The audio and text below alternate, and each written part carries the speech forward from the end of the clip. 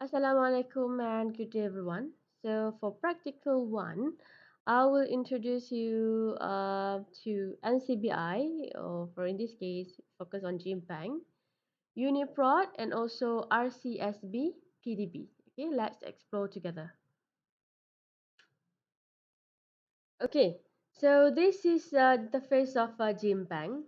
So genbank is considered as a primary repository of genetic sequences.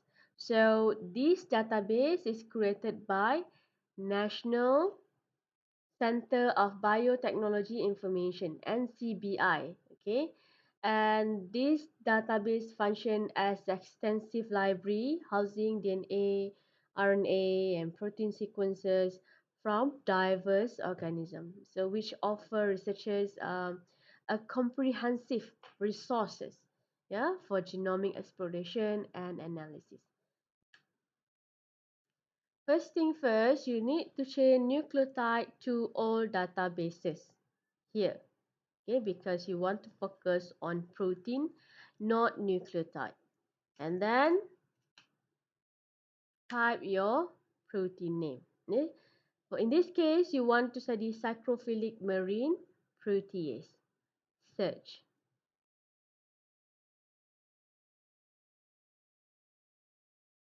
Okay. So for protein, it has 113 protein and only 3 structures. Okay, structures, if your protein has the crystal structures from rcsbpdb, it will give you the database here. If not, it will give you 0 instead of numbers. Okay, okay, let's say you click here.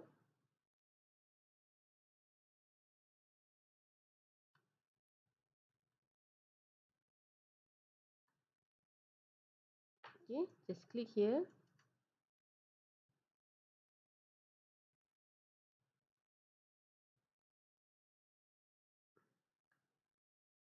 So you see it has 100, more than 100 protein in similar name.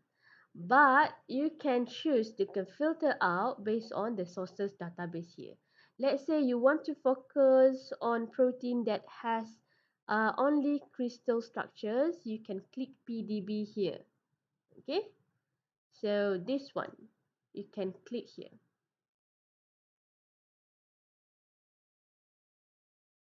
So this is the flat file I told you before in the lectures. So there's many information like locus, amino acid, the references, okay, the region, secondary structure, okay, and also the last one is protein sequence.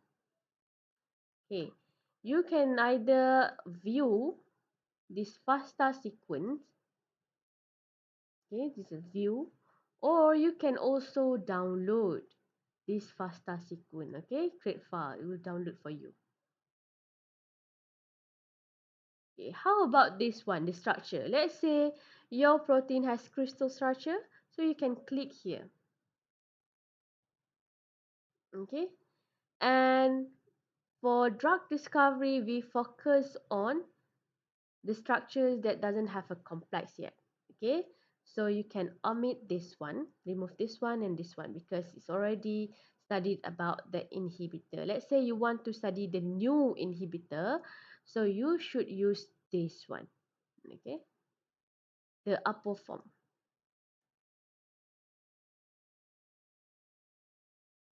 Okay, so it will give you the literature you can read, information, how many interactions in one chain. Okay, so they say 8 calcium and 1 zinc. This one is this family, is super family, the location of the super family. Okay, this one is the chemicals or ligand that interact with this protein. Okay. This database is called as MMDB. Okay, the structure summary also under NCBI.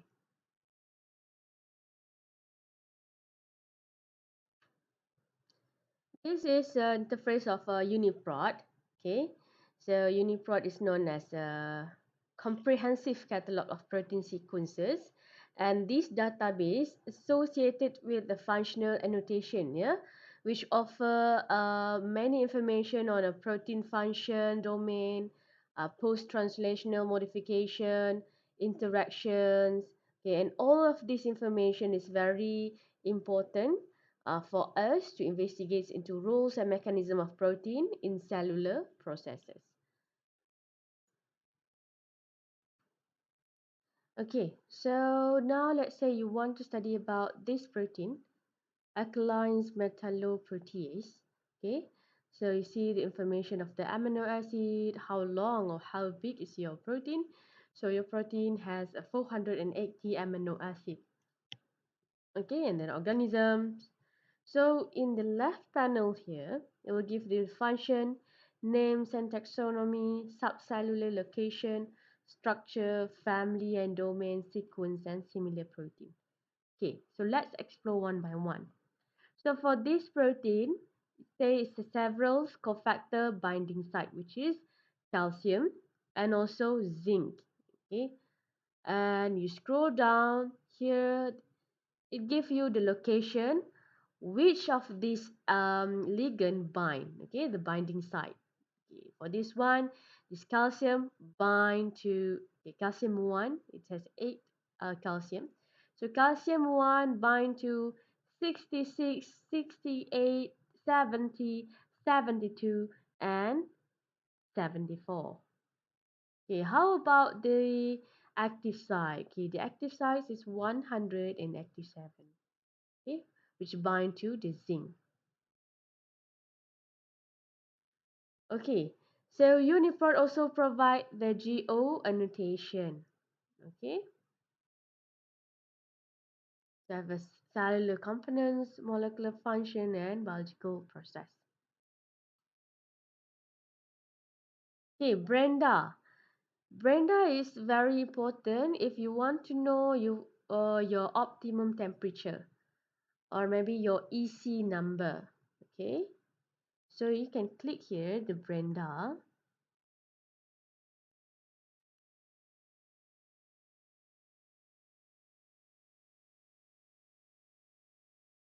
Okay, so since your protein is classified as a hydrolase, so you must know the EC number of the Brenda. So Brenda only useful for enzyme. Okay, so not all protein are enzyme, but all enzyme are protein. Okay, if your protein is the enzyme, it would have EC number, which is you will know the mechanism of your protein. Okay, 3 is for hydrolase, 3.4 is acting on peptide bonds, T424 is classified as a metallo endopeptidase. Okay, means metallo means it has metal. Okay, usually as metals.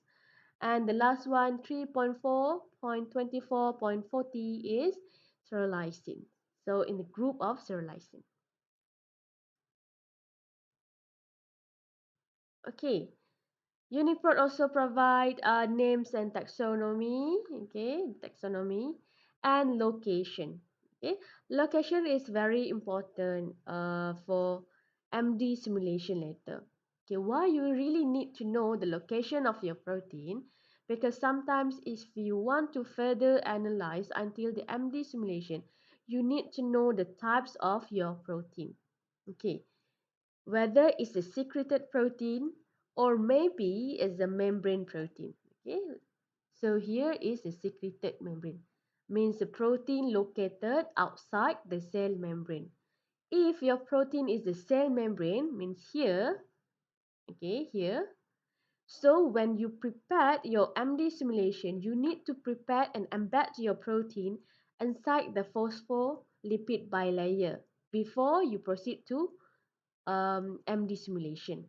Okay, if your protein is a secreted protein, you can run your simulation in water. No need phospholipid bilayer. Okay, that's why it's very important to know the location of your protein and the types of your protein, whether it's a cell membrane, in the cell membrane, or outside the cell membrane. Okay, and then if you target Your protein is a membrane protein. Okay, let's say you want to study the drug discovery, or you want to study the inhibitor or activator. So you need to identify the binding site. So membrane protein, the shape of the membrane protein binding site is different with the secreted one. Okay, usually in the membrane protein have a channel or pore. Okay, later you come up with the practical tree. Okay, when you view the whole structures of the protein, the difference between the membrane protein and the non-membrane protein. Okay, so for this protein is the secreted protein. Okay, this is the structures, and for this structure we give you the rcsbpdb. Okay, so when rcsbpdb id is different from uniprot id. For rcsbpdb, the id is as 4 alphabet 3u1r. Okay, uniprot has 6, dovms8. Okay, when I ask you what is the uniprot ID, you need to provide this ID. But if I ask you what is your PDB ID, so you should provide this ID, this one, right?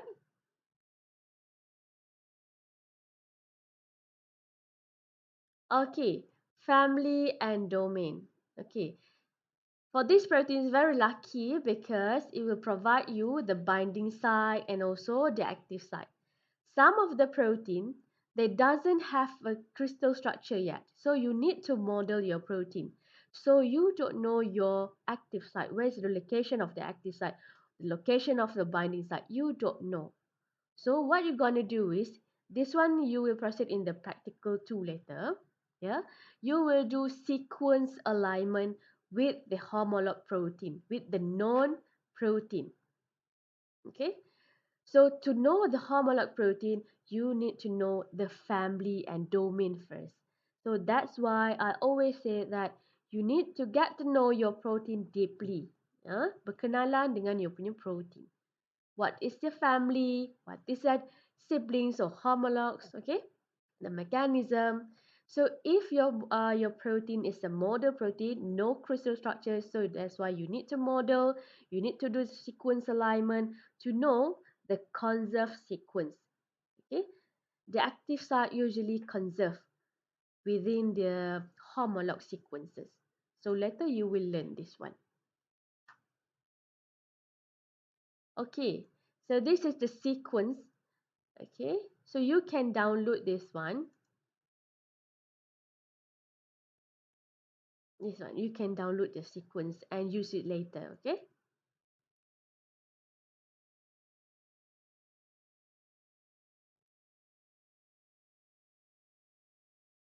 Okay, so the similar protein, like I said in the family and domain, sometimes your protein have a homolog.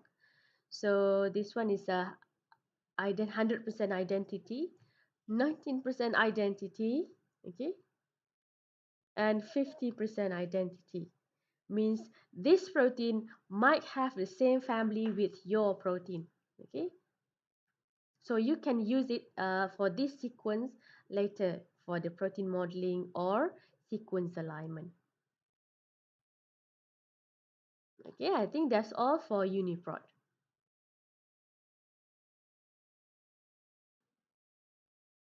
Okay, so this is the interface of RCSB PDB. Okay, PDB stands for Protein Data Bank. So actually this database is globally recognized resource. So it serves as a repository of a 3D structures of protein and macromolecules. You can see it provides a protein and also macromolecules. And who maintain this database? Okay, so this database maintained collaboratively by research institutions worldwide. You can scroll down. So many institutions that collaborate to maintain this database. Okay, you can see here. And this PDB will provide the detailed insight into spatial arrangement, okay, of biological molecules, which facilitating of structures analysis. And this structure analysis is very critical for bioinformaticians, yeah, to understand the protein function, and maybe you can understand more about the molecular interaction of that protein. So this is the interface. Okay, you can see at the above there's multiple panels here or tab. Okay, the first one is structure summary, and then you can also click on structure.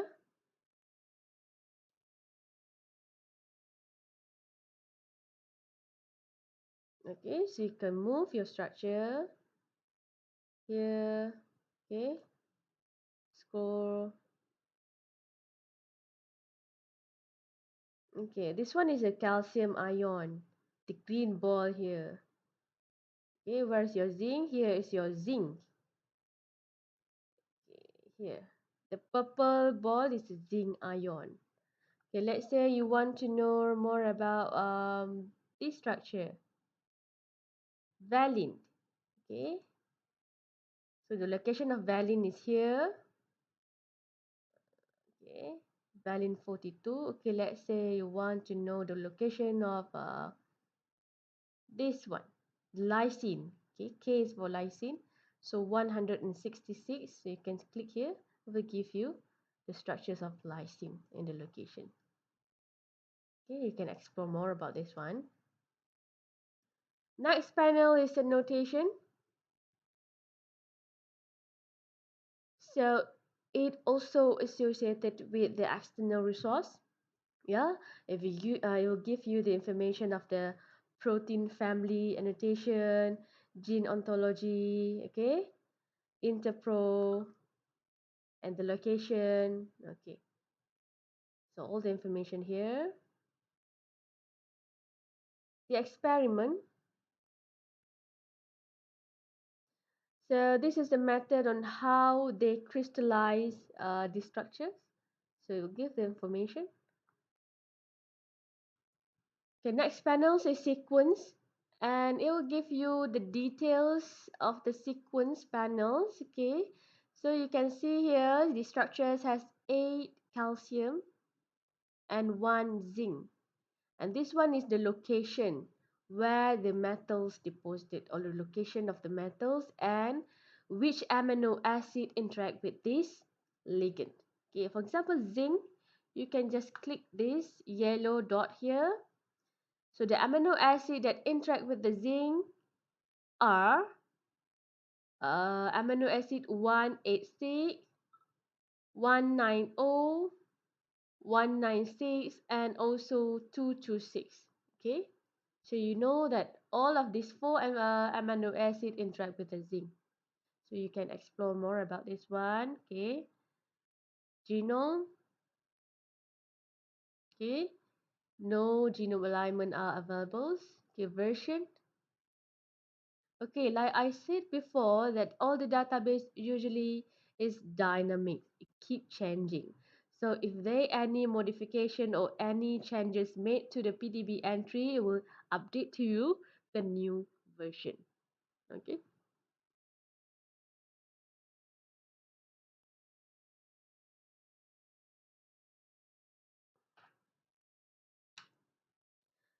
Okay, for this tutorial, I choose two protein to share with you.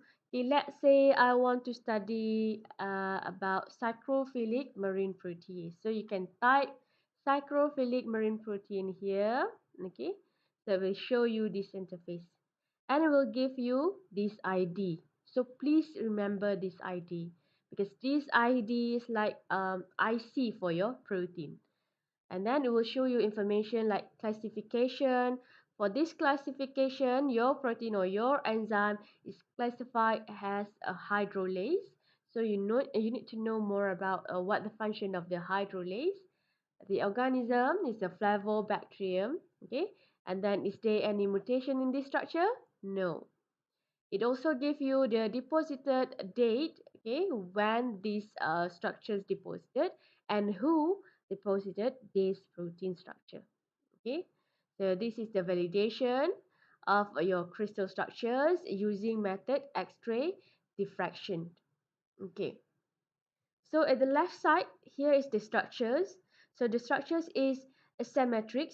means lacking of symmetry, and it's a monomer, one chain. Okay, let's see the difference between 3U1R and also 6OJN.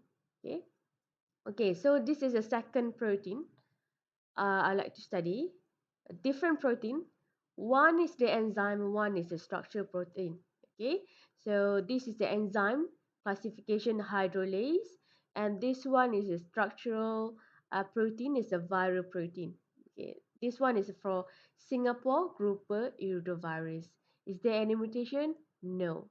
Okay, you see here, this is also the structures of the validation, and the method used is electron microscopy. Okay, and this is the structures. You can see the global symmetry is a cyclic, means all the chain arranged into cyclic, and it has homotrimer. It's different between hetero and homo. Okay, hetero is difference, homo is same. So if this, in this case, a homotrimer means all the three chain has the same features or same structures. That's what you call as the homotrimer. Okay.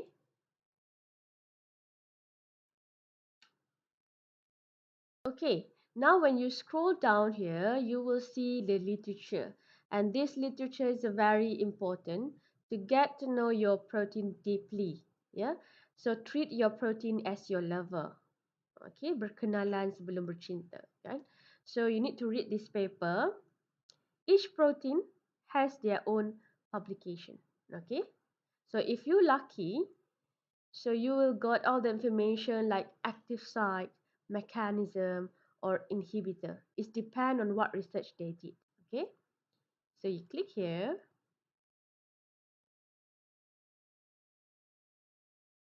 Okay, so this is the paper. So please read this paper. Okay, same goes to these structures, this protein. Also provide you the publication. So please read the publication. Okay, now we move to macromolecules. So for this protein is a homotrimer. So it has three chain A, B, C. And this one is the sequence length for each chain. Okay, so 463 amino acid. Okay, this is the organism, and is there any mutation, and this one is the structure for one chain. Okay, so you scroll down. Okay, so no ligand or cofactors crystallized in these structures. Yeah, how about this protein? For this protein, it's only monomer, so only one chain, and the sequence length is 480 amino acid. Okay, so this is the structure. You can click. Okay, click here. Okay, to see the full structures of the protein. Okay, scroll down. Okay, you can see there's small molecules crystallized in this protein, like zinc and also calcium. So you need to know whether these metals or this ligand is a cofactor or not. What the function of these small molecules.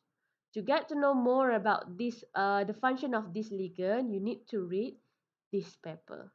Sometimes it will give you the full information, the full mechanism, and what the function of each metal. Okay.